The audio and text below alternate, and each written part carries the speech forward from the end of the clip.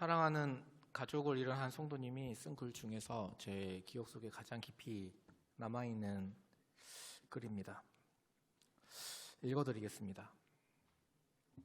응급실에 누워있는 남편을 바라보면서 나는 이 순간 내가 그를 위하여 할 수 있는 최선의 사랑이 무엇인지를 생각하고 있었다. 우리에게 남아있는 이 마지막 시간에 내가 그에게 줄 수 있는 사랑을 생각하고 있었다. 3년이란 투병 생활, 그 기도, 애원, 몸부림, 그리고 바람. 그러나 모든 것을 주님의 뜻에 순명하며 수용할 수밖에 없다는 결론에 이르러서야 나는 비로소 그를 위해 내가 할 수 있는 최선의 사랑을 생각하기 시작한 미련한 그리스도인이요 아내였다. 나는 문득 나 자신에게 물었다. 아니, 왜 진작 이런 생각을 하지 못했을까? 왜 남편을 위해 최선의 사랑을 다하는 마음으로 살아오지 못했을까? 하나님께서 그것보다 더 분명히 내게 요구한 것이 없는 것 같은데 왜 무엇 때문에 그렇게 사랑하지 못했을까? 나는 벽에 머리를 찍고 싶었다. 그렇다. 부질없는 삶의 외적 조건들만 성취하느라고 눈에 보이는 신앙의 겉껍질들만 가꾸느라고 주님께서 우리에게 보여주신 사랑의 본질을 실천하지 못했구나. 그럼에도 모든 것을 이루었다고 다 성취했다고 자만했던 데 대한 자책감이 이별 그 자체보다 더 괴롭고 고통스러웠다. 누구 못지않게 열심히 신앙생활하며 하나님을 잘 안다고 생각했는데 그동안 내가 추구했던 것은 실은 하나의 허상이었다. 남편을 떠나보내는 이 순간 나는 하나님께서 더 이상 내게 오해받고 싶어 하시지 않는다는 묘한 생각에 사로잡혔다. 하나님까지도 수단으로밖에 생각하지 못하는 기복적인 신앙에만 사로잡혀 있던 내게 하나님은 더 이상 오해받고 싶어 하시지 않는다는 공의로운 두려움이 나를 엄습했다. 참으로 두려웠다. 한 인간을 진실로 삶의 조건을 초월해서 순수하게 사랑하지 못한 것이 곧 하나님을 모독한 것이라는 자책감이 나를 사로잡았다. 결혼생활 14년, 나는 늘 하나님의 의를 먼저 구하면서 살아간다고 생각했다. 그리고 스님이 되기를 원했던 남편과 신학을 하기 원했던 나 사이에 언제나 그 사람이 문제라고 생각했다. 인격적인 수양과 덕에 나보다 뛰어난 그를 보며 위선이라고 평했고 나 자신의 인격적 결함은 원죄를 인정하는 기독교적 실존의 참 모습이라고 스스로 합리화하였다. 그러나 이 땅에서 마지막으로 무의식 속을 헤매며 누워있는 남편의 처참한 모습 속에서 나는 하나님께서 만드신 참 존귀한 그를 새로 만났고 접했다. 우리는 말없는 대화를 나누었다. 그는 말할 수 없었지만 나는 들을 수 있었다.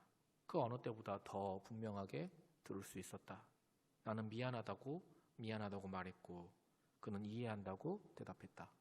그는 사람이었고 남편이었고 하나님께서 만드신 참 아빠였으며 또한 존귀한 하나님의 것이었다. 그것은 이미 충분한 행복의 조건이었다. 난 하나님의 임재를 느꼈다. 우리의 눈에서 흘러내리는 눈물 속에서 우리 결혼 생활의 가장 아름다운 시간들이 엮어지고 있었다. 남편이 마지막으로 말했다. 우리 아이는 멋있게 살 거야.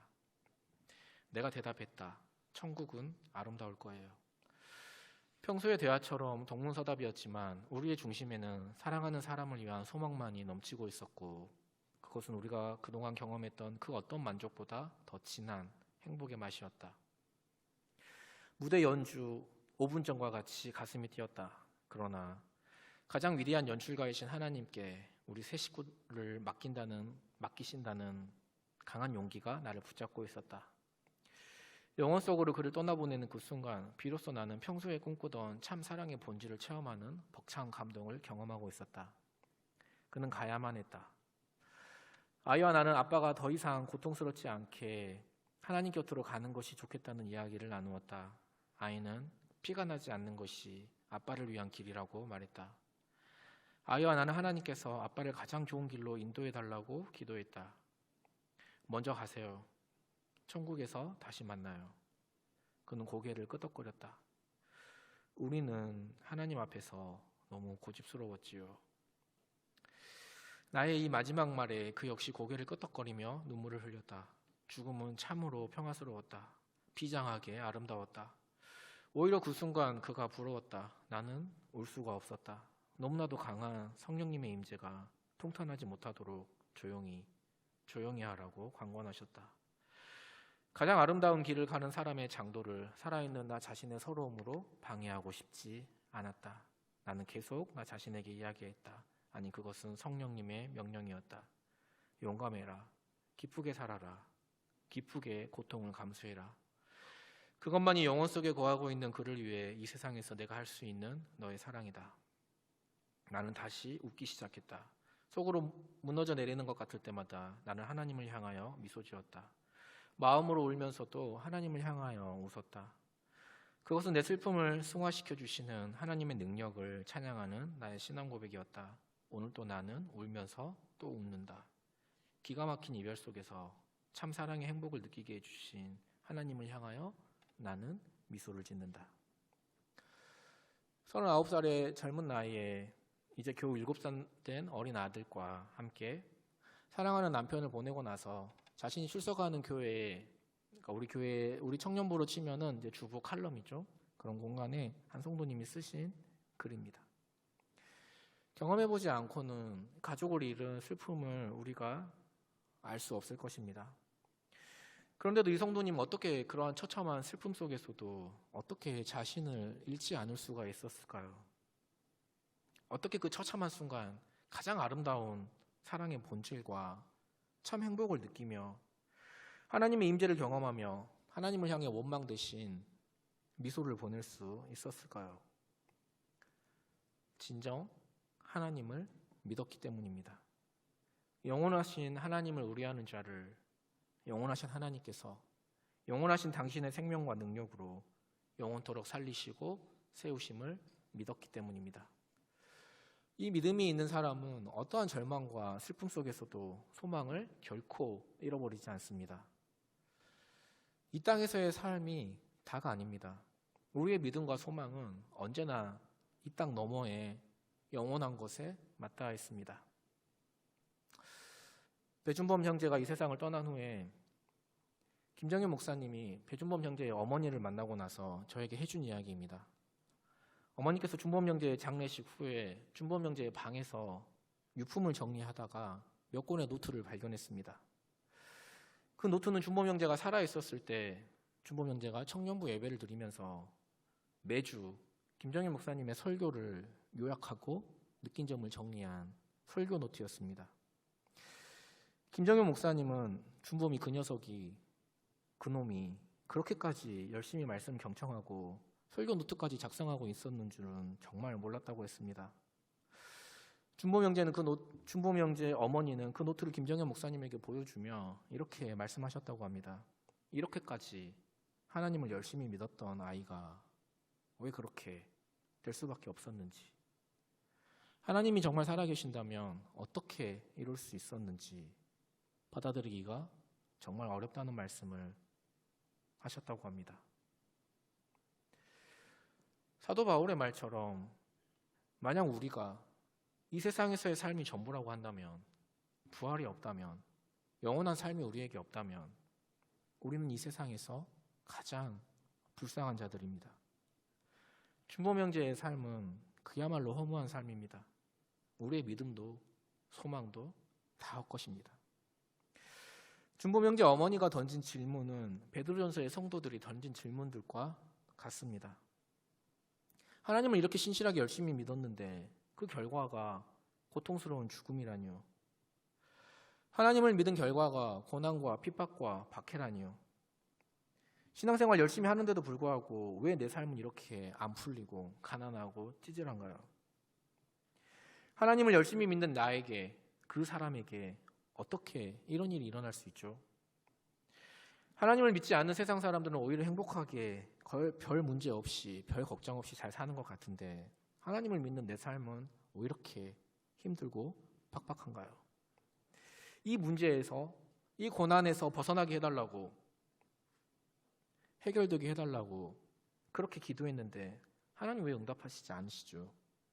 하나님 정말 살아계십니까? 받아들이기가 정말 어렵습니다. 베드로전서는 베드로가 쓴 편지입니다. 그렇다면 편지를 받는 수신자는 누구일까요? 베드로전서는 독특하게도 다른 서신서에서는 보이는 수신자의 상황을 자세하게 언급하지 않습니다. 딱 한 가지만 다룹니다. 그들이 세상 속에서 겪는 고난의 삶입니다. 죄에 대한 징계가 아니었습니다. 그들은 예수님을 따른 결과로 고난을 당합니다. 베드로전서는 글 전체가 그리스도인이 받는 고난의 상황을 전제로 모든 이야기를 진행하고 있습니다. 당시에는 예수를 믿는다는 이유만으로도 온갖 비방과 모욕과 경제적인 위협과 신체적인 유해까지도 당해야만 했습니다. 사도는 베드로전서에서 이들이 겪는 고난을 마치 불에 데인 듯한 극심한 고통으로 묘사하기도 하죠. 베드로 사도는 그들이 이러한 고난에도 불구하고 계속 하나님의 은혜와 소망 안에 서 있으라고 서 있기를 기대하며 권면합니다. 그 이유를 크게 두 가지로 말합니다. 하나는 하나님께서 우리를 구원하시는 구원 과정과 하나님의 일하심입니다. 베드로 사도는 구원 과정의 과거와 현재와 미래를 서술합니다. 하나님께서 너희를 위해 어떻게 행하셨는지, 너희를 어떻게 구원하셨는지, 어떤 일을 행하셨는지 과거를 서술합니다. 그리고 하나님께서 그 행하신 일들로 말미암아 오늘 우리 현재의 정체성이 결정되었고, 그리고 그 구원 과정에 우리가 그 정체성을 가지고 현재를 살아갈 때 어떤 일들이 미래에 일어날 것인가, 미래를 서술합니다. 저는 베드로전서의 강조점이 과거, 현재, 미래 중에 미래에 있다고 생각합니다. 미래에 예수님이 재림하실 것이며 이후에 모든 행위대로 평가하시는, 심판하시는 하나님의 심판이 있을 것입니다. 이때 우리 그리스도인은 칭찬과 영광과 존귀를 얻고 썩지 않은 영원한 기업을 누리며 장차 부활을 통해 온전한 구원을 경험할 것입니다. 이 땅에서의 삶이 다가 아니라 이 땅 너머에 우리에게는 영원한 영광스러운 삶이 있다는 것입니다. 그러므로 힘든 현실 속에서도 오늘을 다르게 살라고 말씀합니다. 현실 속에서도 소망 가운데 오늘을 살아내라고 권면합니다. 그러나 마음이 하나님 두기를 싫어하며 하나님을 마음속으로 밀어낸 자들은 어떻게 됩니까? 미래에 결국 그들의 바람대로, 그들이 원하는 대로 하나님과 영원히 단절되어서 영원한 심판을 받게 될 것입니다. 여기서 많은 사람들이 사랑의 하나님이 우리를 영광스러운 영원한 삶으로 인도하신다는 사실은 곧잘 받아들입니다. 그러나 사랑의 하나님이 누군가를 심판하시고 더군다나 자신을 믿지 않는다는 이유로 영원한 형벌인 지옥에 보낸다는 것은 잘 받아들이지 못하시는 분들이 있는 것 같습니다. 하나는 분명히 합시다. 지옥 가는 이유가 무엇입니까? 예수를 믿지 않아서가 아닙니다. 그들이 지옥 가는 이유가 무엇이죠? 그들의 죄 때문입니다. 죄에 대한 결과입니다. 그러나 사랑은 하나님의 참된 속성 가운데 하나이지 사랑이 하나님에 대한 모든 것을 다 설명할 수는 없습니다. 그러니까 하나님은 사랑이시다라는 말은 성립할 수 있어도 사랑은 하나님이시다라는 말은 성립할 수 없습니다. 하나님은 사랑 이상의 분이십니다. 필수적인 다른 특성들도 속성들도 가지고 계십니다. 그 중에 하나가 바로 정의입니다. 선하심입니다. 악행은 그에 응당한 대가를 반드시 치러야만 합니다. 엄밀히 따지면 사랑과 그분의 정의는 함께 가는 것이죠. 하나님이 만약 악한 사람들을 전혀 처벌하지 않고 그냥 풀어주신다면 그분은 전혀 그런 하나님은 정말 선한 하나님이라고 이야기할 수 있겠습니까? 만약 그분이 선한 하나님이 아니시라면 그 하나님은 어떻게 사랑의 하나님이라고 할 수 있겠습니까? 만약 사랑의 하나님이 심판하지 않으시고 지옥에 보내지 않는다고 한다면 그지없이 악한 행위들이 처벌받지 않아야 한다고 말하는 것과 똑같습니다. 천안에서 자신의 9살 된 그 의붓 아이를 여행용 가방에 가두어서 그 아이가 소변을 보자 더 작은 가방에 그 아이를 집어넣고 3시간 동안 외출을 다녀오고 아이가 숨이 안 쉬어진다고 고통을 호소하자 가방 위에 가서 띄었고 헤어 드라이기로 뜨거운 바람을 집어넣었습니다. 아이가 결국 죽었죠. 9살이면 저희 첫째 아이랑 동갑이에요. 그런 뉴스를 보면 너무 마음이 답답하고 너무 괴롭습니다. 화상살인 사건으로 알려진 이춘재는 23건의 강도와 성폭행, 14명을 성폭행한 후에 살인하였습니다. 여러분 엠번방 성착취물 사건 너무 잘 아시죠? 저는 그 명단이 공개되는 것이 조금 두렵게 느껴집니다. 혹시 내가 아는 사람이 있을까 봐. 그런 악한 일들이 처벌받지 않는다면 이 사회를 어떻게 정의로운 사회라고 이야기할 수 있겠습니까? 마찬가지 아니겠습니까? 하나님이 그런 일들을 처벌하지 아니하시는 하나님이라면 그 하나님을 어떻게 선한 하나님이라고, 정의로운 하나님이라고, 어떻게 그런 하나님을 신실하신 하나님이라고 믿을 수 있겠습니까? 누군가 악을 행하여도 하나님은 아무 일 없는 것처럼 모르는 척 하셔야 할 것입니다. 그러나 그렇지 않습니다. 하나님은 선하신 하나님이십니다. 정의의 하나님이십니다. 하나님은 피조물들에게 자비를 베푸셔야 할 의무가 1도 없으십니다. 죄인인 우리에게는 용서받을 권리가 없습니다. 경이로운 하나님의 사랑과 무시무시한 하나님의 정의 사이에 전혀 모순이 없다는 이야기입니다. 그리고 그 하나님의 사랑과 정의가 얼마나 드라마틱하게 숨막히는 방법으로 십자가에 예수 그리스도를 통하여서 하나로 합쳐졌는지 여러분이 모르기를 결코 원치 않습니다. 그래서 C.S. 루이스라는 사람은 이 하나님의 속성을 이렇게 표현합니다. 한번 같이 읽어볼까요? 시작. 하나님은 유일한 위안인 동시에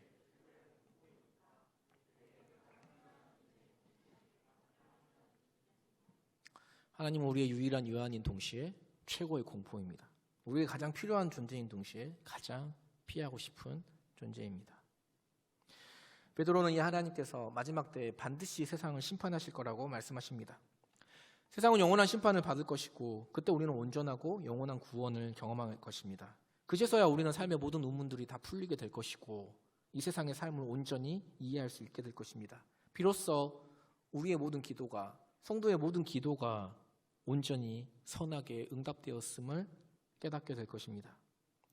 그러므로 그리스도인들은 이 십자가의 복음을 믿어 구원 과정의 과거를 경험한 사람들입니다. 그리고 주님 다시 오실 미래에 약속하신 것을 경험할 것입니다. 그러므로 우리는 고난 속에서도 오늘 소망 가운데 살아야 한다고 말씀하시는 것이 베드로전서의 핵심입니다.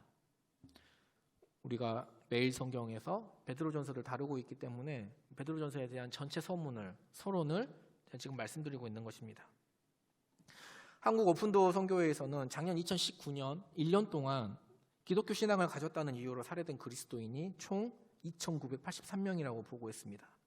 통계에 잡히지 않는 사람들까지라도 감안한다면 그보다 훨씬 더 숫자가 많을 것입니다. 통계로만 보아도 하루에 평균 8명 정도의 그리스도인이 예수를 믿는다는 이유로, 신앙을 이유로 목숨을 잃은 것입니다.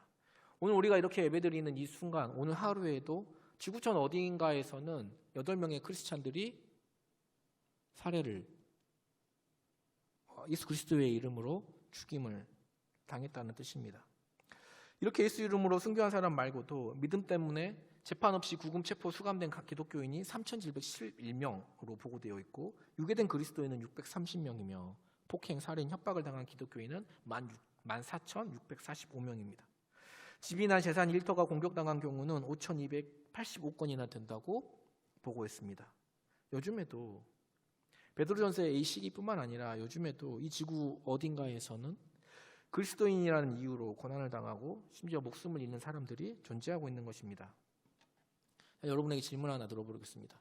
그렇다면 이 지구촌에서, 전 세계에서 기독교인에 대한 박해가 가장 심한 나라는 어디일까요? 한번 맞춰보시겠어요? 이 박해 지수가 압도적인 나라가 하나 있습니다. 무려 19년 동안 이 분야에서 굳건한 1위를 압도적으로 달리고 있어요. 어디일까요? 북한입니다.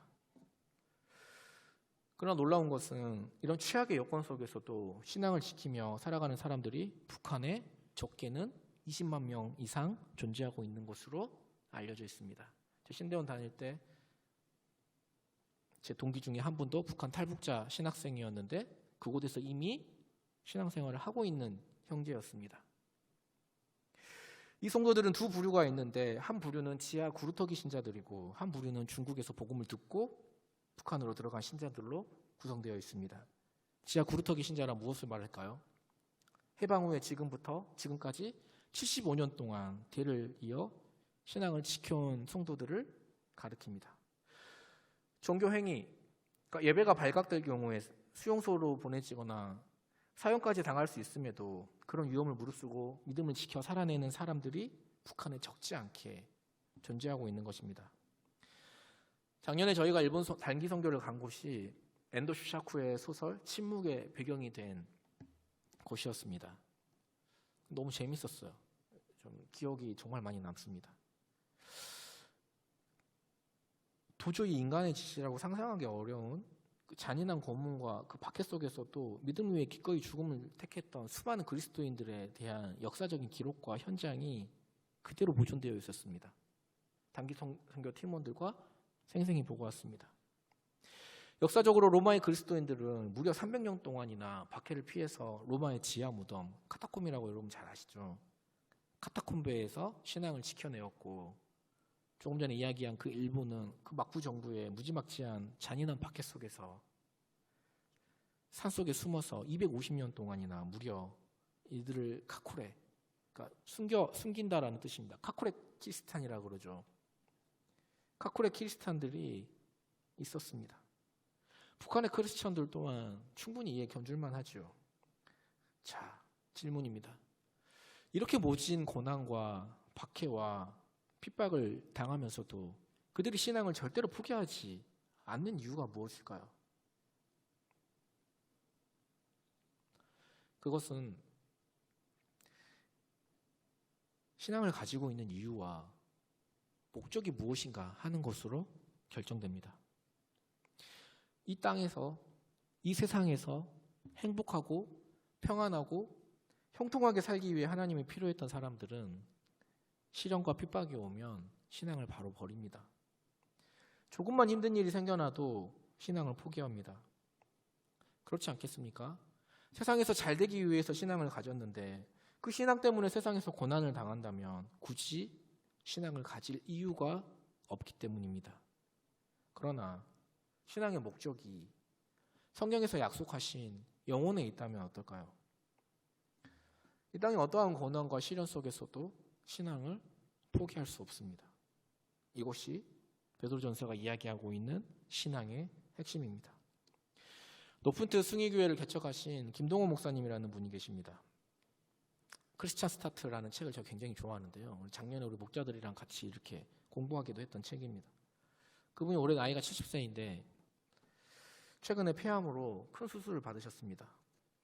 항암 치료를 받으면서 2번이나 졸도할 정도로 고생을 했고 많은 고통을 당했다고 합니다. 근데 그분이 얼마 전에 페이스북에 제가 읽어보니까 얼마 전에 전립선암이 다시 재발하였습니다. 그분이 페이스북에 쓴 글을 본 적이 있습니다. 처음 폐암 진단을 받았을 때 답답한 마음에 하나님 앞에 묻고 또 물었다고 합니다. 하나님 왜 저입니까? 왜 자기에게 폐암이 왔는지 도저히 받아들이기가 어려웠다고 합니다. 그런데 어느 날 하나님 마음속에 이런 응답을, 이런 마음을 주셨다고 합니다. 왜 너는 안 되는데? 넌 그렇게 특별해? 그 응답을 듣고 마음속에서 그 응어리진 마음이 풀렸다고 합니다. 그렇지. 왜 나만은 안 된다고 생각했을까? 내가 뭐 별다르다고. 이런 일들은 죄로 말미암아 만가지 세상에서 나타나는 현상이고 내가 걸린 것뿐인데 왜 나는 안 된다고 생각했을까? 왜 나만은 안 된다고 생각했을까? 왜 나에게는 이런 일이 안 일어나야 된다고 생각했을까? 이렇게 생각하고 나니 억울한 마음이 풀렸다는 이야기입니다. 베드로전서는 애초에 우리의 뿌리 깊은 고정관념을 뒤흔드는 전제 속에서 우리에게 말씀합니다. 예수 신실하게 잘 믿어도 암에 걸릴 수 있습니다. 예수 잘 믿고 신앙생활 해도 좋은 곳에 취업 못할 수 있어요. 찌질하게 살 수 있습니다. 왜 나에게 이런 일이 하는 일들이 얼마든지 생겨납니다. 심지어 그 삶의 풍랑으로 나를 인도하시는 분이 바로 예수님이에요. 우리는 그리스도인이지만 이 세상을 사는 동안에 세상 사람들이 겪는 일들을 똑같이 겪으며 살게 됩니다. 즐겁고 행복한 일도 겪고 힘들고 어려운 일도 모두 겪습니다. 그리스도인이라고 해서 힘들고 어려운 일은 다 우리를 비켜나가고 즐겁고 행복한 일들만 겪는 것은 결코 아니에요. 그것이 인생입니다. 그리스도인이란 이유로 세상의 불행이 우리를 비껴가지 않습니다. 예수 믿으면 다 성공하고 기도하면 모든 문제가 정말 다 해결됩니까?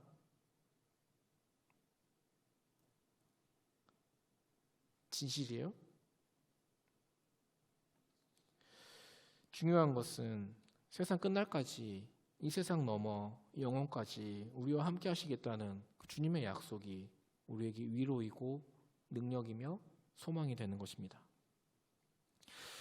요즘 청년들의 삶을 보면 참 취미생활도 다양하고 참 멋있게 사는 청년들도 많고 뭐 국내 여행은 말할 것도 없고 해외여행도 굉장히 많이 다니시는 것 같습니다. 인스타그램 보면은 굉장히 현란해요. 라떼와 80년에 태어난 라떼와 비교하면 정말 겉으로 보이는 삶이 굉장히 풍족해 보이고 부족한 것이 별로 없어 보여요. 여가 생활이 굉장히 많아진 것 같습니다.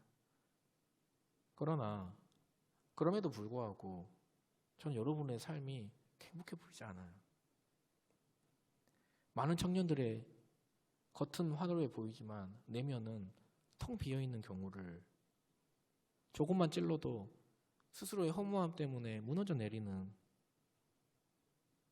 스스로도 삶의 의미와 목적을 발견하지 못해서 답답해하는 모습들을 보게 됩니다.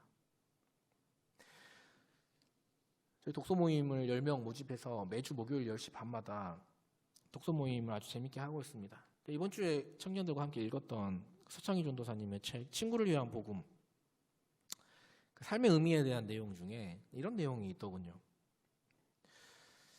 읽어드리겠습니다. 처음에는 어려운 현실에 대한 해답으로 즐거움을 찾아다니면서 살면 되는 줄 알았지요.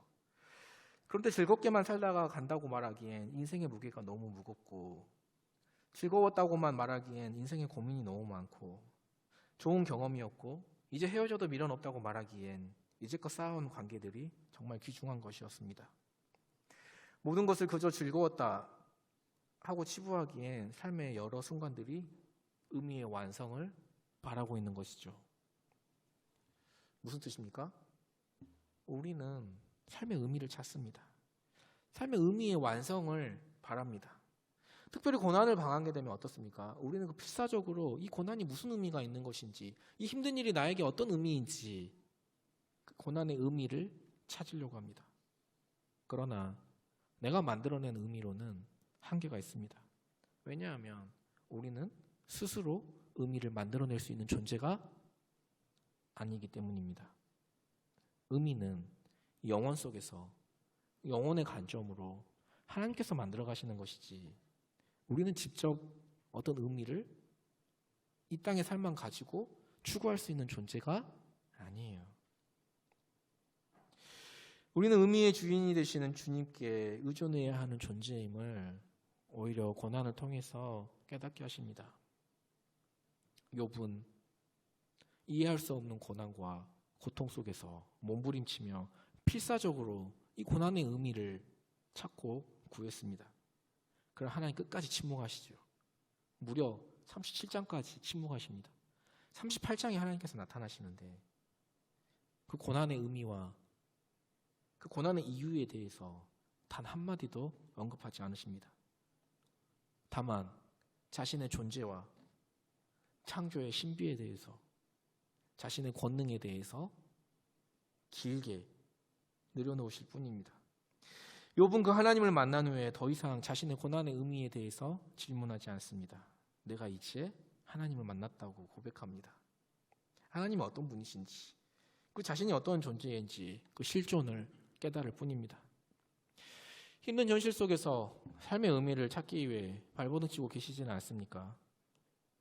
우리 인생의 삶의 의미는 하나님께서 영혼의 관점에서, 영혼 속에서 그렇게 만들어 가십니다. 우리 신앙생활의 이유와 목적은 이 세상에서의 삶의 어떤 곳에 있는 것이 아니라 영혼에 있다 있는 것이에요. 나는 의미의 주인이신 하나님께 의존해야 할 존재임을 고난을 통해 깨닫게 되시기를 예수님의 이름으로 소망합니다.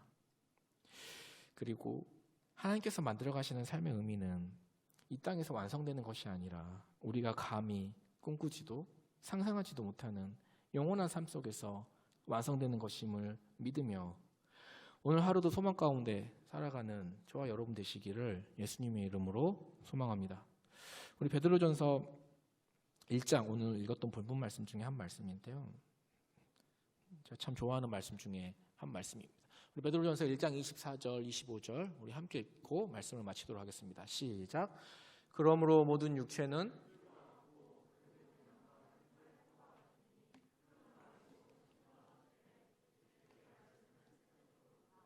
아멘.